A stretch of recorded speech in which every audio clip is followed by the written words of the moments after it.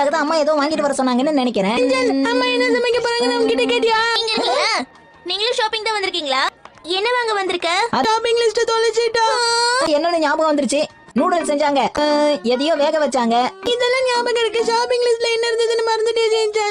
இன்னைக்கு ஏதாவது காய்கறி வாங்கிட்டு வர சொல்லிருப்பாங்க. நான் காய்கறி வாங்கணும். பிரமாதமா காய்கறிகள் இருக்கு. எது வாங்க போற?